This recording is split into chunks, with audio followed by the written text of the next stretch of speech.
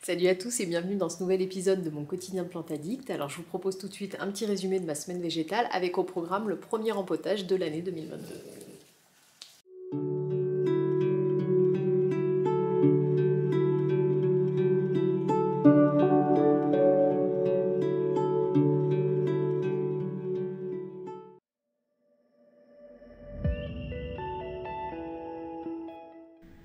Alors on débute ce vlog samedi avec un petit tour en jardinerie. En fait je suis retournée chez Jardiland, chez qui j'étais allée quelques jours auparavant et j'avais une plante qui m'avait fait de l'œil. Bon voilà, je suis retournée la chercher, donc il s'agit d'un très beau pothos. Je sais pas encore si c'est un Exotica ou un Silverian, mais voilà, qui avait des feuilles énormes, qui m'a vraiment fait envie et puis voilà, je me suis fait plaisir.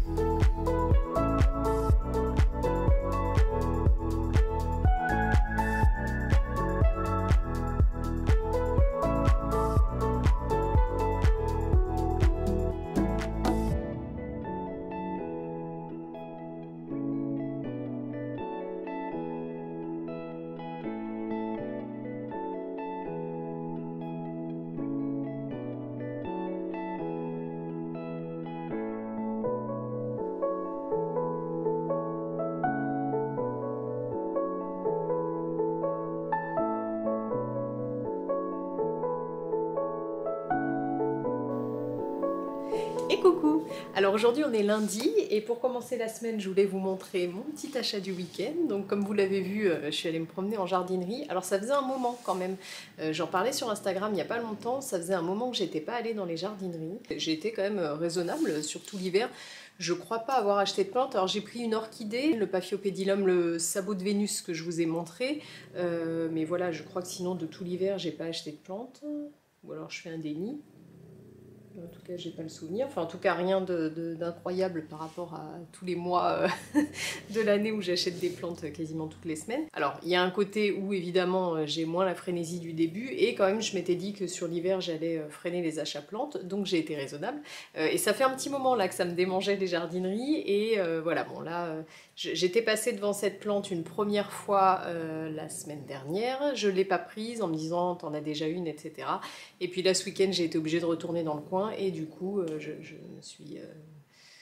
J'allais dire, j'ai pas pu me retenir, mais c'est pas vrai. En fait, je me suis fait plaisir. Je me suis dit, allez, vas-y, de toute manière. En fait, quand je l'ai vue la première fois, je me suis dit, non, j'en ai déjà une, ça sert à rien, je saurais pas où la mettre. Et quand je suis rentrée chez moi, je me suis dit, mais si, en fait, j'aurais pu la mettre là, là, là. J'ai trouvé plein d'endroits. Donc là, j'y suis retournée en me disant, allez, c'est bon. J'ai des idées. Donc j'ai pris un Pothos Exotica. Alors pour vous expliquer, donc j'en avais déjà un. Je vais essayer de vous retrouver des images de quand je l'ai eu. Je pense qu'il avait 2 ou 3 feuilles. Je pense que c'est ça, les 3 plus vieilles. Donc c'est un pothos sur lequel j'avais craqué. Alors pour sa couleur argentée, mais surtout parce que je le trouvais très gros par rapport à d'autres. Vous voyez la taille des feuilles par rapport à un pothos classique. Et autant vous dire que ça n'a rien à voir avec la taille de celui que j'ai acheté. Donc on m'avait offert une bouture et puis voilà, bon, entre temps ça a bien poussé, je le trouve toujours aussi beau, mais les feuilles sont pas aussi grosses que celles de départ, alors ça je pense que c'est normal hein, quand on part, en tout cas moi ça me fait ça à chaque fois que je fais des boutures, les premières feuilles sont plus petites que les feuilles de départ. Et donc voilà, ça c'est celui que j'avais et là je suis tombée sur ce monstre. Alors, je vais essayer de vous comparer la taille des feuilles. Alors, je me demande quand même si c'est le même, parce que bien sûr, comme d'habitude, c'est pas noté. Alors, c'est noté Scindapsus pictus. Mais sur le coup, je me suis demandé si c'était pas un Silverian, parce que je trouvais quand même que les taches argentées étaient vraiment comme des coups de pinceau et pas des taches. Bon, donc j'ai quand même un doute. Ah, là on voit pas bien. Vous voyez, je me demande quand même ce que c'est. Enfin, en tout cas, ce qui est sûr, c'est que la taille des feuilles, voilà, pour comparer, celle-ci, là, c'est la plus grosse. Et voilà, ça doit être celle-ci la plus grosse. Mais enfin, vous voyez, on est vraiment sur des feuilles beaucoup plus grandes. Alors, qui n'ont pas la même forme non plus. Hein, on est sur des feuilles qui sont plus pointues. C'est pour ça que je ne suis pas du tout sûre que ce soit le même. Alors le Silverian, j'en ai aussi un tout petit que Steph m'avait offert, une petite bouture, je vous le montrerai d'ailleurs sur le petit point plante de la semaine qui a bien poussé. Donc je sais pas, j'ai un poteau sans double, ça c'est sûr, mais est-ce que c'est un Silverian ou est-ce que c'est un Exotica? Je sais pas, dites-moi si vous le reconnaissez, si vous savez ce que c'est. Enfin en tout cas, moi je l'aime déjà d'amour, je suis super contente. Alors je l'ai payé 6,95 €. Bon, les poteaux se coûtent pas cher, mais quand je vois la taille des feuilles et de la plante, vraiment ça valait le coup et vous l'avez vu dans les vidéos de début de vlog, là, les images que je vous ai prises de ce week-end, il y avait des grosses potées qui étaient à 20 €. Les feuilles étaient, mais alors encore plus grosses que ça, elles recouvraient ma main. Enfin, alors j'avais déjà vu ça pour un pothos golden dans une jardinerie, pareil chez Jardiland, des feuilles énormes, mais j'avais jamais vu sur ceux-là. J'ai été impressionnée par la taille. Enfin voilà, mon petit nouveau. Je suis bien contente de cet achat, je le trouve super beau. Bon, de toute manière, là, comme toutes les plantes qui arrivent à la maison, il va partir en quarantaine. Alors, quand je l'ai pris dans le magasin, j'ai bien regardé, il n'y avait rien en dessous, mais il y a quand même une petite tache qui m'inquiète un petit peu. Ici, vous voyez, une petite tache qui est un petit peu jaune, mais presque grise derrière, et grise, ça pourrait être trips. Donc, bon. De toute manière, comme toutes les plantes, elle part en quarantaine, je vais la doucher au savon noir et habituellement je m'arrête là. Mais là, il est possible que je lui vaporise un petit peu de pyrèthrine sur le substrat, juste au cas où, puisque je ne vais pas le rempoter. Et je ne voudrais pas me retrouver avec une invasion de trips. Alors là, il faut être vigilant. En ce moment, le printemps arrive, alors pas encore, c'est à la fin du mois. Mais avec l'arrivée du printemps, les trips arrivent. Et donc voilà, moi je suis hyper vigilante sur les miennes. Vraiment, je regarde et je vous conseille de faire pareil, de regarder régulièrement vos plantes parce que les trips, c'est pas si terrible que ça si on les prend à temps. De toute manière, tous les nuisibles, évidemment, plus on les laisse s'installer, plus c'est compliqué à traiter. Mais les trips, c'est vraiment... Enfin, moi je trouve que c'est le nuisible le plus embêtant parce que c'est fulgurant. Ça va très vite, ça abîme les plantes très vite et ça se reproduit très vite. Donc il faut être vigilant, voilà. Donc moi je regarde en ce moment très souvent mes plantes, je regarde toujours quand je les arrose, mais en ce moment tous les jours j'en check quelques-unes. Et voilà, soyez vigilants avec les achats, là le printemps va arriver, on va tous péter un plomb, on le sait, on va tous aller acheter toutes les plantes. Il faut vraiment mettre les plantes en quarantaine, les laver et faire attention et bien surveiller les nôtres. Voilà donc pour mon petit achat de la semaine.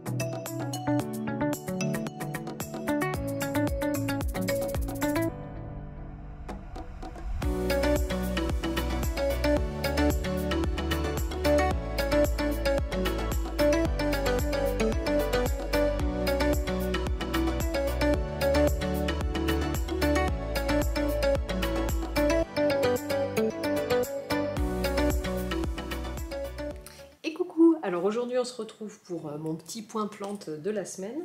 Alors je voulais vous parler de ma zébrina, mon Alocasia zebrina, vous la montrer. Donc vous le savez, c'est une de mes plantes préférées, ça fait 1 an que je l'ai, ça fait 1 an que je vous en parle, et c'est une des plantes que j'ai le plus de mal à comprendre.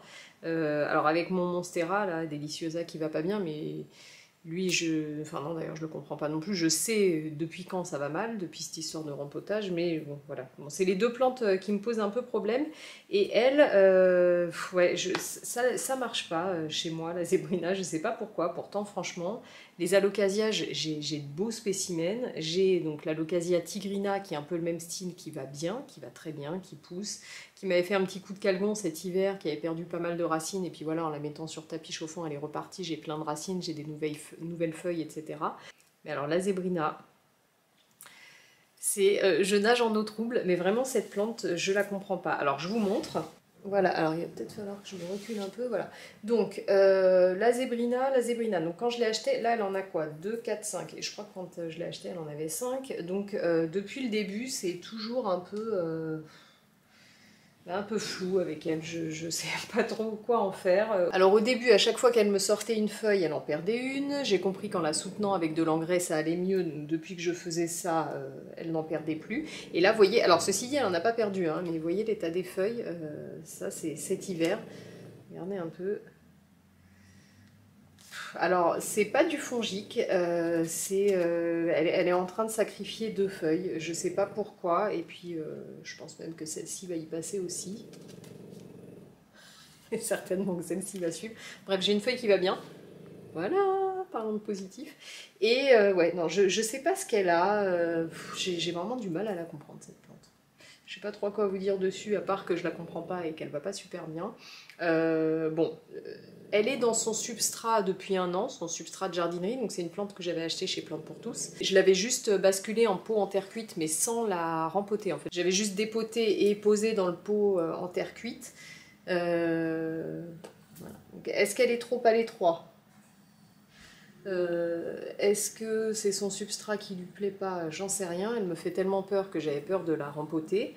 Donc là, de toute manière, au printemps, c'est sûr, je vais la rempoter. Et là, je l'ai mise sur tapis chauffant depuis 15 jours. On va voir si ça fait quelque chose. Bon, là, je vois que j'ai une feuille qui va bientôt arriver. Je me suis dit que peut-être elle n'a pas assez chaud. En plus, elle est hyper bien exposée, puisqu'elle est ici, là, la meilleure place de la maison. Donc, devant ma fenêtre, plein sud, là où il y a le Monstera variegata, que je vais vous montrer après, qui va super bien. Je sais pas, ma belle-sœur en a acheté une en même temps, l'année dernière, donc à la vente Plantes pour tous. Et la sienne est devenue mais énorme, énorme, elle a des feuilles énormes, déjà elle a beaucoup de feuilles, les feuilles font le double des miennes. Je sais pas, et elle a un chauffage au sol, donc c'est pour ça que j'ai fini par la mettre sur tapis chauffant, en me disant c'est peut-être ça, elle a peut-être besoin de plus de chaleur. Je ne sais pas. J'espère quand même que cet été, ce printemps et cet été, elle va démarrer et qu'elle va me faire de super belles feuilles. Bon, après, voilà, hein, elle est là, elle n'est pas morte, elle est là. Elle n'a pas perdu de feuilles, elle me fait ça, mais bon, je pense que ça va être pour en sortir d'autres. C'était l'hiver, elle a quand même fait une feuille cet hiver, donc bon, je pense que ça aurait pu être pire, elle aurait pu tout sacrifier, comme par exemple m'a fait le Frydek, parce que les alocasias, c'est fort pour ça, hein, pour... se mettre en dormance, tout sacrifier. Là, elle s'est mise un peu en pause, mais bon, voilà, elle a quand même poussé doucement. Je me dis, c'est peut-être juste ça, et puis là, elle se réveille, elle va en sacrifier 1 ou 2, j'en sais rien. Enfin, en tout cas, on se comprend pas, c'est une capricieuse, mais je l'aime d'amour, cette plante. Mais regardez-moi ces troncs. C'est vraiment, non, mais ça reste une de mes plantes préférées. Capricieuse, mais une de mes plantes préférées. Donc voilà, l'état de mon Alocasia zebrina. C'est pas l'éclate, mais c'est pas la catastrophe non plus. Espérons qu'au printemps, ça ira mieux. Alors ensuite, pour parler de trucs cool, beaux et qui me font plaisir, je vous montre mon Monstera variegata. Donc là, en toute objectivité et en toute modestie, hein, on est quand même sur une merveille. On est voilà, là aussi sur une de mes plantes préférées. Alors ce que je trouve vraiment mais hyper satisfaisant avec les plantes à variégation, c'est ce côté surprise. À chaque nouvelle feuille, en fait, elles ne se ressemblent pas. Bon, sur les Monstera, il y a déjà la surprise de la découpe, et puis après viendront les fenestrations. Là, c'est vraiment sur chaque nouvelle feuille de voir comment va s'exprimer la variégation. Moi, j'aime les patchs blancs. Alors, je cherche pas des feuilles... Ah, tiens, d'ailleurs, il faut que je vous parle de mon petit scotch là. Je cherche pas forcément les feuilles Half Moon comme ça, c'est ce que je préférais au début, et puis avec le temps, en fait, je préfère vraiment ça. Les feuilles qui sont très... où la variégation est très marquée, et avec des patchs blancs. Vous voyez, comme ça là. Ça, c'est vraiment ce que je trouve le plus joli maintenant. Et voilà, j'ai la chance, celle-ci a une chouette génétique. Donc c'est une plante que j'avais achetée chez Plant Lovers. Elles étaient moins chères au début. J'ai vu que maintenant ils ont augmenté leur prix. Je ne sais pas si c'est un choix de leur part ou si les ventes moins chères vont revenir. Mais en tout cas, moi, celle-ci, je l'avais payée 75 €. C'est la plante la plus chère que j'ai achetée. Parce que c'est clairement celle qui me faisait le plus rêver, et voilà, quand j'ai vu cette occasion-là, c'était cher, en tout cas pour moi c'est déjà un prix conséquent pour une plante du vivant qui risque de mourir, etc. Mais voilà, c'est une plante qui se vendait plutôt dans les 200 €, bon la 75 j'ai sauté dessus, et vraiment elle a une chouette génétique, donc voilà, j'espère que je ne ferai pas de bêtises avec et que ça continuera comme ça. Vu que je suis une fanatique des racines, je vous la dépote, enfin non, j'enlève le cache-pot, et donc vous voyez on a de belles racines. Hop.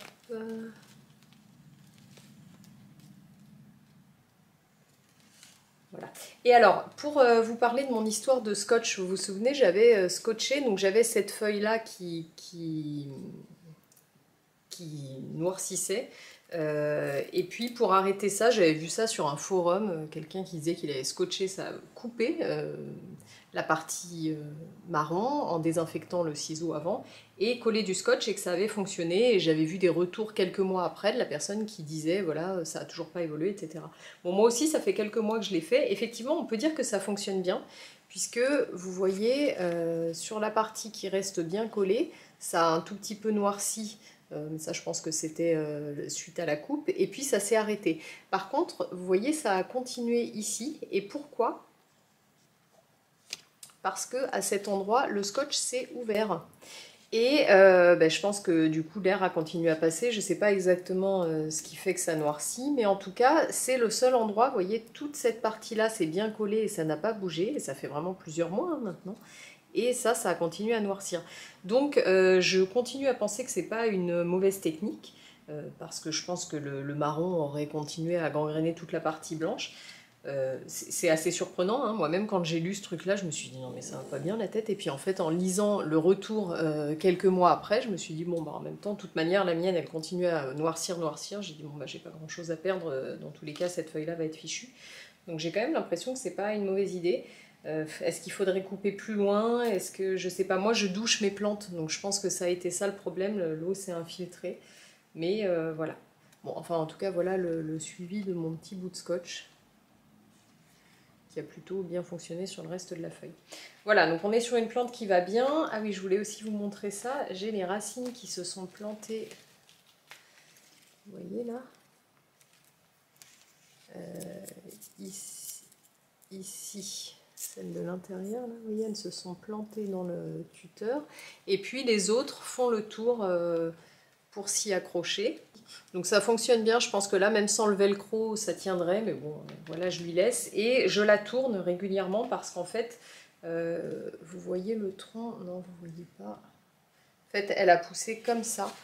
Donc elle est pas du tout, avec les feuilles c'est compliqué de vous montrer, mais voilà, elle n'était pas du tout droite sur le tuteur, elle partait sur le côté, et moi je voudrais quand même qu'elle soit assez uniforme,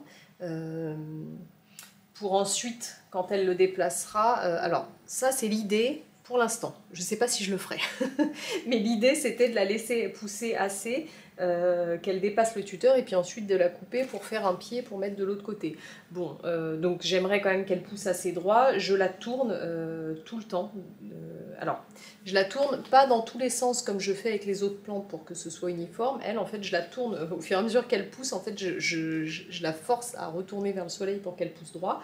Donc là, vous voyez, ça fonctionne bien, on est sur un port assez homogène.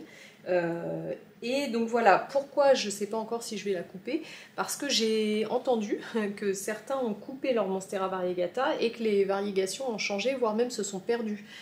Donc là, j'ai un petit peu peur quand même et je me dis, on verra. On verra, je la laisserai peut-être aller tout en haut du grand tuteur que je veux lui mettre et une fois qu'elle sera tout en haut, je redémarrerai de l'autre côté, on verra. Enfin voilà, en tout cas, vraiment là, on est sur une plante qui m'apporte beaucoup de bonheur, qui m'apporte beaucoup de satisfaction. Je vais de plus en plus vers ça et voilà, elle remplit le job à fond. Alors ensuite, je vous montre mon petit pothos Silvery Anne, que ma copine Steph m'avait offert. Alors, il n'a pas fière allure, parce qu'il a très très soif, mais bon, c'était le moment de faire le point plante, je me suis dit c'est pas grave, ça vous montre aussi que, vous voyez, moi je suis loin d'être une plante mama parfaite et... moi aussi j'ai des plantes qui vont pas bien, moi aussi j'ai des plantes que j'oublie d'arroser, des fois moi aussi j'ai la flemme et je m'en occupe pas, ou j'ai autre chose à faire et j'ai pas le temps. Là ça a été le cas, ce week-end on a fait des trucs super cool, j'ai pas eu trop le temps de m'occuper de mes plantes et du coup je les arrose en décalé dans la semaine et celles qui sont à l'étroit dans leur peau, forcément elles souffrent plus vite du manque d'eau. C'est le cas de celle-ci puisque, regardez la taille du pot. Voilà, donc on a besoin d'un rempotage. Vous le savez, j'ai peur de rempoter à l'automne et au printemps, donc j'attends. Donc celle-ci, quand je l'ai reçue, c'était une toute petite bouture, c'est Steph qui me l'avait offert. Elle a bien poussé, elle se plaît beaucoup. Bon voilà, je l'ai arrosée, d'ici 1 heure, elle va redéployer ses feuilles et tout ira bien. En tout cas, je voulais vous montrer qu'elle a bien poussé. Elle est dans ma cuisine au nord, mais ça lui convient bien et c'est vraiment, voilà, bon, j'adore les pothos. Et puis surtout en ce moment quand j'ai des plantes là qui sont un peu compliquées, ça me fait plaisir quand je regarde celle-ci. C'est aussi pour ça que j'ai acheté le Pothos Exotica là ce week-end en me disant de temps en temps une petite plante simple et qui pousse bien, ça fait du bien au moral, prends-la, tu la regarderas quand les autres vont pas bien. Et voilà, c'est typiquement le cas de celle-ci. Voilà, ça pousse bien. Donc voilà pour mon petit point plante de la semaine.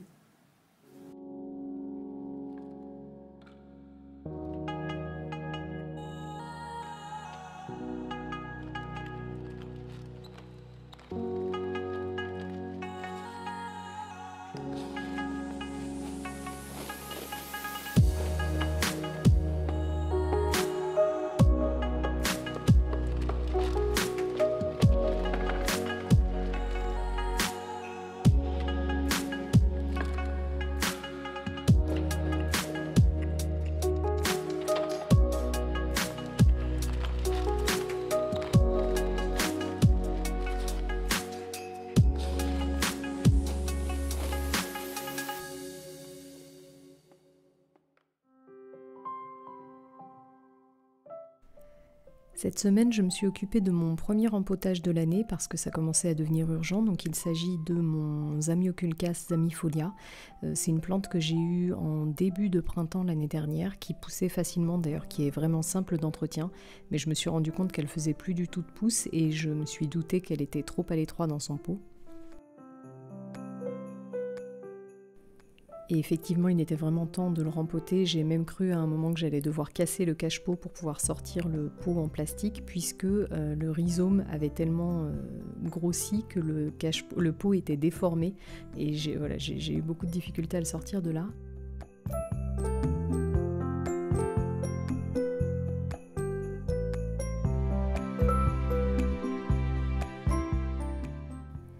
Voilà, j'ai essayé de vous montrer en image que le pot était déformé, mais on ne se rend pas bien compte. En tout cas, voilà, je vous conseille de bien surveiller vos amioculcas puisque c'est quelque chose de fréquent. Le pot se déforme et puis voilà, on risque de perdre un cache-pot.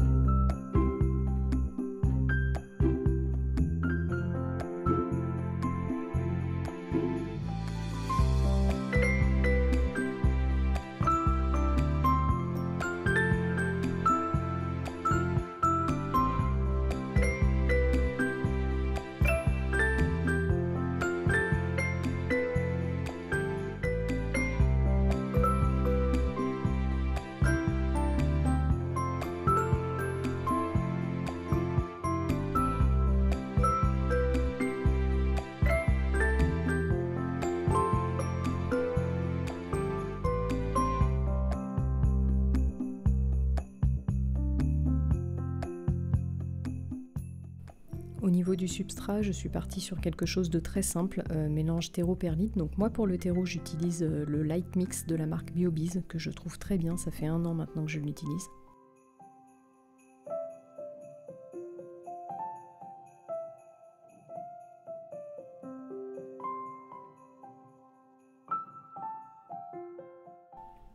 Comme d'habitude, j'utilise du bas de guano, donc du guano de chauve-souris pour l'amendement. J'ai ajouté un petit peu de perlite, même si le substrat en contenait déjà. Et puis pour l'engrais, toujours la même chose, j'utilise de l'osmocote.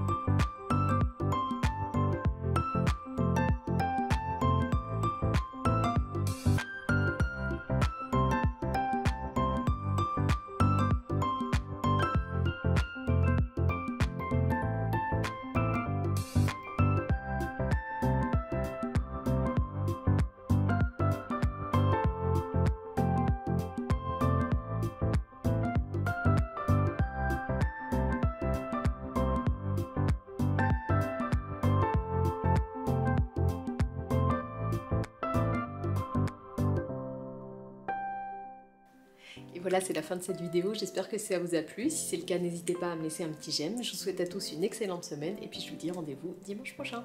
Ciao!